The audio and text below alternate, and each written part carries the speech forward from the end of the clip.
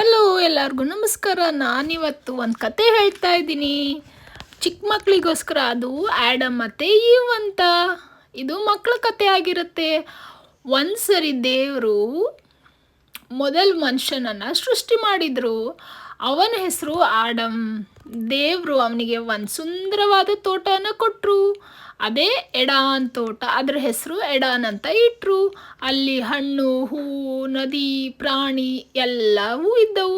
ಆದರೆ ಆಡಮ್ ಒಬ್ಬನೇ ಆಗಿಬಿಡ್ತಾನೆ ಅಂತ ಹೇಳಿ ಇನ್ನೊಬ್ಳನ್ನ ಅವನ ಜೊತೆ ಮಾಡಿದರು. ಅವಳ ಹೆಸರು ಈವ್. ಇಬ್ಬರು ತುಂಬ ಸಂತೋಷದಲ್ಲಿ ಆಟ ಆಡ್ತಾಯಿದ್ರು. ದೇವ್ರು ಹೇಳಿದರು, ಆವಾಗ ನೀವು ಎಲ್ಲ ಮರದ ಹಣ್ಣ ತಿನ್ಬೋದು, ಆದರೆ ಮಧ್ಯದಲ್ಲಿರೋ ಮರದ ಹಣ್ಣು ಮಾತ್ರ ತಿನ್ನಬೇಡಿ ಅಂತ ಹೇಳಿದರು. ಆದರೆ ಅವ್ರು ಮನುಷ್ಯರಲ್ವಾ, ದೇವ್ರ ಮಾತು ಕೇಳಲಿಲ್ಲ ಅವರು.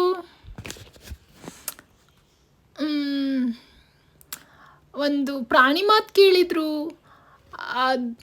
ಆದರೆ ಒಂದಿನ ಸರ್ಪ ಬಂತು, ಅಂದರೆ ಸ್ನೇಕ್ ಬಂದು ಈವ್ಗೆ ಹೇಳ್ತು, ನಿಧಾನವಾಗಿ ಹೇಳ್ತು, ಈ ಹಣ್ಣು ತಿಂದರೆ ನೀನು ತುಂಬ ಜಾಣ ಆಗ್ತೀಯ, ಈ ಮರದ ಹಣ್ಣು ತುಂಬ ರುಚಿ ಇರುತ್ತೆ, ಇದನ್ನು ತಿನ್ನು ಅಂತ ಹೇಳಿದರು. ಹೇವ್ ಏನು ಮಾಡಿದ್ಲು, ದೇವ್ರ ಮಾತು ಕೇಳಿದೆ, ಆ ಸರ್ಪದ ಮಾತು ಕೇಳಿ ಆ ಹಣ್ಣು ತಿಂದ್ಬಿಟ್ಲು. ಹಾಗೆ ಆಡಮ್ನಿಗೂ ಕೊಟ್ಲು, ಅವನು ಕೂಡ ತಿಂದ್ಬಿಟ್ಟ. ಅಷ್ಟರಲ್ಲಿ ಈ ವಿಷಯ ದೇವ್ರಿಗೆ ಗೊತ್ತಾಯಿತು. ಆ ದೇವರು ದುಃಖದಿಂದ ಹೇಳಿದರು, ನೀವು ನನ್ನ ಮಾತು ಕೇಳಲಿಲ್ಲ, ಆದ್ದರಿಂದ ಈ ತೋಟದಲ್ಲಿ ಇರಬೇಡಿ, ನೀವು ಹೊರಗೆ ಹೋಗಿಬಿಡಿ ಅಂತ ಹೇಳಿದರು.